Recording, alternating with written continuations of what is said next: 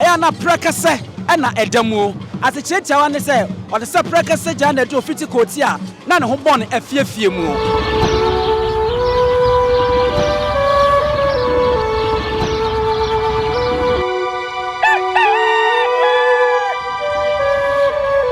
Omanfo mfre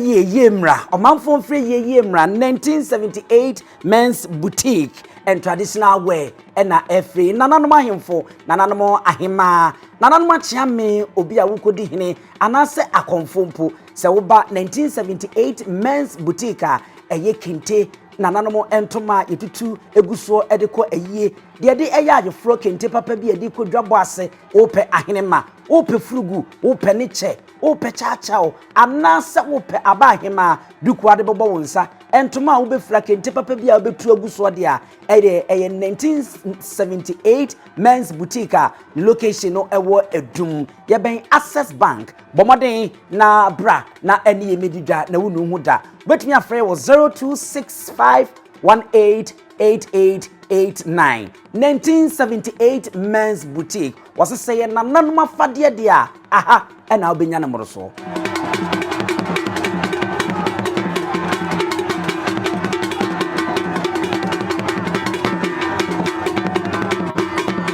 Phantom anim abra ye wura mu yi bomodin na subscribe say na like na wo wadwen kire so e de ato ase e de amam se de da bia wo ye no no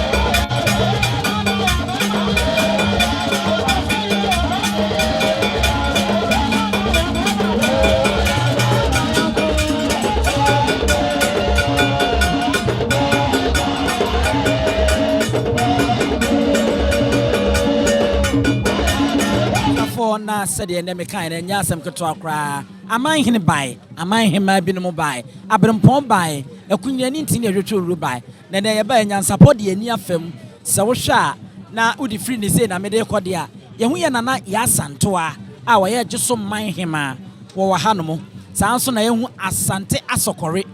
or no, na name Sini country, or Baby Jim or your Manhene, or Tuni country, a Baby Jim or Hanamo, Adankrenya, Manhene. Ono so ewa hanom seye yedi kan kan ba fo amankwatia a wono oye bantama hene wono so ewa hanom dada afei prof ore ayemfo ni nyina na ono so wodi pa professor ene professor ono so eba hanom ebia ono so ewa hanom mare fi se fie prie hene wono so bai ehu ye nana sanwansa nana awiafe apeu sanwansa wono so ewa hanom wone natena nkonya nananom ahefo a omoka no wonum nyina e wa hase yie saa enso na mehu tepa manhene aha baane no abakwasem efa no ho e wa asante mantem hanom emu odu yie pa so oredom a atwahia no ne ma eye baane sabe bosom kase no ne ma eye ahyensode wɔn mo na atwa ne ho ahyia no da bia wo hyia wo da mu sonko a ɛyɛ fufuo ɛna wɔyɛ wɔn nyinaa abusuafoɔ sɛ deɛ de to mo nim no afei ɛna Asantehene wapie afiri efie a wɔba na sɛdeɛ amammerɛ ne amanne ɛteɛ no sɛ odi kan a da bia yɛreka ɛde kyerɛ mu di ho nkɔmmɔ sɛ wobɛhu sɛ yɛawa kama ɛso ɔkwabrane na ɛhama awodoɔ ne nneɛma bi a yɛntumi mfa ɛnto dwa ɛso no na ɛdi kan na afei ɛne nti na ɛretwa wuro mpanyinfoɔ aka no wɔn mo toatoa so saa to santere saa di animu ansa na deɛ ɔte okuro wie ne ɔkrareɛ ne ɔbrareɛ nwoma so no wɔn nso atumi atoa so nyansapo nkyerɛmu kakra ɛwɔ ɛde fa ahaba ɛso owura ɔdidi animu ne sɛ ɛyɛ tumi sabe ɛbɔ ɔhene ho ban sɛ obi de anibɔne bi anaasɛ obi de aduro bi pɛ sɛ wɔde ba ha na ɔde bɛdi bɔne a ɛdi ka akora atwitwam ɛno nti ayɛ ne ho spirit ayɛ honhom nti sɛ wobɛhwɛ a ɔwura no ɔkɔ a ɛduru baabi a na ɛsɛ wɔhim so gye sɛ nananom yɛ amammerɛ ɛde nsa gu ne naase gu nsa ansa na watumi asɛ atu atene no wakɔ ne nyinaa ka amammerɛ ne amanne a ɛwɔ ha ho no yɛwura ɛna ɛso anapaka mu a sɛdeɛ meka noɔ no wayi ne ti no na saa mmere wɔbɛfiri a ne agye ne taataa sɛdeɛ yɛde ne pie na ne yɛ saa de no akɔwura broni bɛka sɛ main gate ɛpɔn kɛseɛ nankasa yɛde wura mu de ba manhyia no ansa ne yɛsane ɛde akɔ aseɛ hɔ baabi a yɛkɔ no ɛyɛ Nana Kunadu yi adom ɔtɔ so mmiɛnsa Asantehene ne fie ɛhɔ na Asantehene a amammerɛ mu no ɔyɛ ne ba prɛko pɛ no ɔkɔkyea ne maame n'aberewa na afei wagye afutuo ɛde afiri ne hɔ no mo ansa na watumi abɛdwabɔ no ase na waba abɛtena ase nti deɛ mohwɛ yi a muhu yi a Asantehene ato santena yɛn nyinaa yɛate bu na yɛate yɔn ne adi n'akyi yi ɛyɛ berɛ ɔde n'ani kyerɛ mu ɛwɔ Nana Kunadu yi adom a wɔtɔ so mmiɛnsa Asantehene na hemboboa no na wɔwura mu wɔ fie na afei wakɔ akɔkyea no yɛwura ɛnɛ sɛ wohwɛ nafadeɛ no sɛdeɛ medi ka de to dwa no a sɛ ɛnɛ no ɛbɛyɛ pii so ɛwɔ ha no a nokwasɛm ni ɔhe afa no ho paa na bootire no ɛyɛ abibire broni bɛka sɛ blue ɛna afei akokɔ sradeɛ broni bɛka sɛ yellow ɛna ɛbobɔ mu ɛno yɛ abotire bɔ no sɛ wohwɛ ne kɔnmuadeɛ no a ɛyɛ sika kɔkɔɔ nko a na ne kɔnmu ankasa no yɛwɔ ebi nso a yɛ ahabammono ɛna afei yie tuntum ɛno nso yɛayɛ ne sɛ kaa wakɛseɛ paa ɛno ɛda ne kɔn mu ansa no wabɛ sika kɔkɔɔ ɛgugu ne kɔn mu ne mɛtiri ne nsa nsoa no so na bakɔn broni bɛka sɛ ne wristwatch wɔ no mo ansa na deɛ de abobɔ mu ade ba na ne kente efra no nso sɛ deɛ nyinaa yɛ nim no ɛyɛ sika kɔkɔɔ pii nso akɔsradeɛ ne yɛdi mu ahyɛ mfie ansa na ahabammono ɛne nammuo na kogya nso kakra ɛne nammu a ɛnɛ ɔpem so wɔfa no ho yie paa na ade akyerɛ mo sɛ ɔhene ne kyiiɛ noɔ no wohu deɛ kɔtɔkɔ ɛda mu a asekyerɛ no ɛyɛ tiawa aboa kɔtɔkɔ ɛyɛ aboa ne huohuo na sɛbea kusabea korɔtɔ wɔda ne baabi na sɛ woamma na woamɛka no a ɛnyɛ adeɛ a ne mɛtɛɛ noɔ no ɔbɛɛtuo ɛno nti wobɛhu yɛwɔ bɛnkyeɛ baako a ɛyɛ nanka ɛna yɛ a ne dɛm asekyerɛ ne sɛ ɔbɛm so Otumfuo Osei Tutu Asantehene ne huhu no ɔte sɛ aboa nanka nanso no ɔda hɔ a wɔda ne baabi din na mmom sɛ woyɛ w'adwene sɛ wobɛtia no so a ɛhɔ na wobɛhu nankanyini deɛ ɔbɛyɛ ɔbɛnkyeɛ baako a ɛyɛ na prɛkɛsɛ ɛna ɛda mu asekyerɛtiawa ne sɛ ɔte sɛ prɛkɛsɛ gya na ɛde ofiti kooti a na ne ho bɔ no afiefie mu ɛno nti no ɔba a wobɛhu sɛ saa bɛnkyeɛ wei nyinaa no ɛdi akyirɛ a ɛde no ɛreba wobɛhu sɛ ɛnsafoa ɛkurakura mpanyinfoɔ nsafoɔ wɔn mo hene ɛnom ne wɔn mo adi kan na wɔn ba bonsa nananom ato santene na ɔhene ɛsipim a wɔbɛtena so ɛno nso ɛredi mu akɔtene ɛwɔ ɛhɔnom a ɛnyɛ asɛm ketewa ɛnti saa mmerɛ deɛ wɔte okuruwie ɔkrareɛ ne brareɛ nwoma so ɔbɛm so Otumfuo Osei Tutu ɛna ɛyi ne ti a wɔde n'ani akyerɛ mu a wɔreba no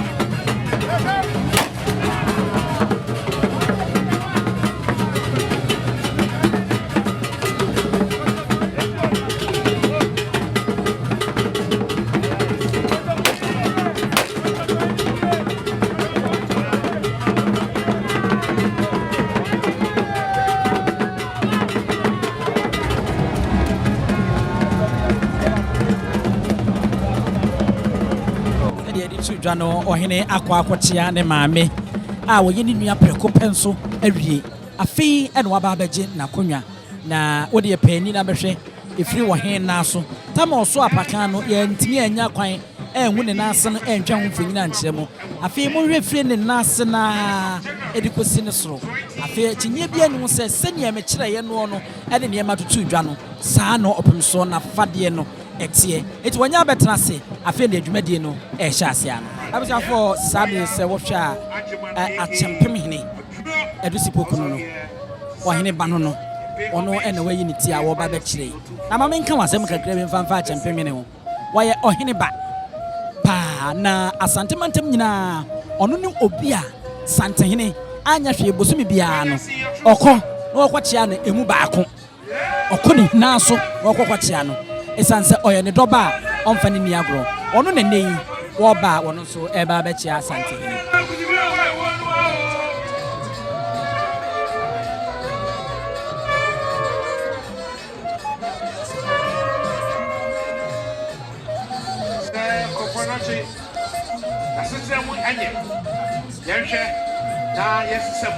Samri sawosha afei ena Otumfuo Asafo-hene Kumase eye oko osahene a wono ena edi ese ni Asantehene sahene e kire bantama hene bafo a wono otosu ensia afei ena wayi ne ti a oba obechia se de da bia yenim no ya kire ni Nyansapo so akira kane no nanka kontre wono mtena ohene enchen ne nsa bonkum so anase nifa enchen pe nansu no emre bisi ama eko akoso ema kontre etimi kodi nkunima obi ana ne hu pa na auto Asantefo so okoko no etwa ne ti no ema Asantehene ebonu no we nu akokuni ene na wankasa kra no hu a wo semhwe oyi efiri wono ena eyi kontra aye bantama wo ye sante anase kumase sahene wo mu yi ni free Asantehene enchen pe sa ontra na nim ntentenso se ne be ya de obeye bia no obehu enu tie nei samore a opem so otrase bia na bantama hene wotena nim ntentenso se ne be ya wo hunu ebiem se de wo be chie ya modem ani kutua wisie a muhunu mienu santemu ehuni yeyi ne ho ne manyina na pretwia a eno na wode na tuduro edigumu eye boha wotumi de nsekan hyemu ene ade no yeyi free no kon ho na afei wotu ne che eche ne ya kire mu de ya kire mu sekane no bantama hene ne nyina no ne men se de esi bo no moma eche moma wo su che otu che no na afei ye no wakwa ha ne ntoma na ne tuo nso no abrafo na je ansa na woma ne kwan amoa kopem so anim ne nyina ne se oye Osahene a wodi ku anim bibia betimi asi te sabe ye ntimi ma ne mfa ne ho niema nyina enko opem so anim sade amamne ne amane etie no eti kumasi kontre wono na sesei no wono so achia opem so awie no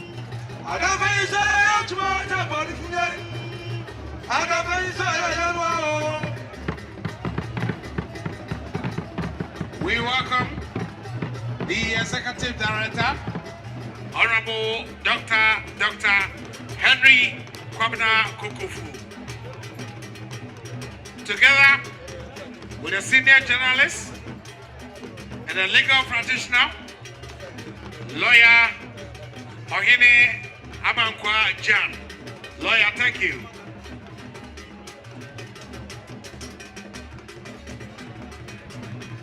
I thank you, lawyer, for being here to celebrate the first acquisition for the year 2024. And I'd like to remind you that this year also marks the 25th anniversary of His Majesty Otumfuo Osei Tutu II, who ascended onto the Golden Stool in 1999. It will be 25 years of solid achievements,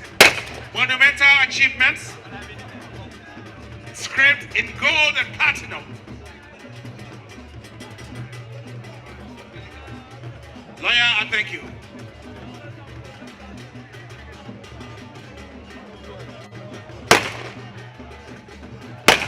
Honorable Dr. Kwabena Kukufu exchanging pleasantries with dignitaries at the high table, including the Vice Chancellor of KNUST, Professor Rector Okosia Dixon, and the Pro-Vice Chancellor, Professor Ellis Owusu Dabo.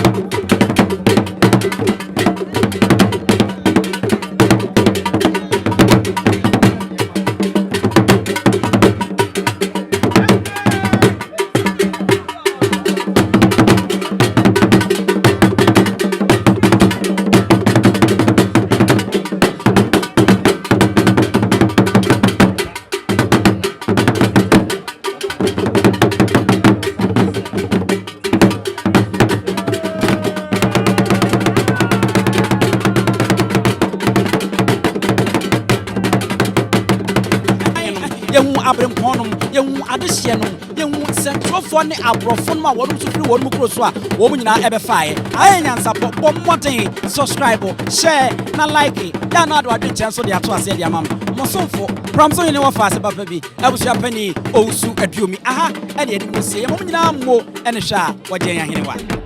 sebe ka ya twa ni mu nyame nai ebu afa so enye de ya twa ni mu twa nyame sebedi akone bakwen bodi akyede na se kofi nro ni ya aben ntime nyina ni mu ampata na wo yade ya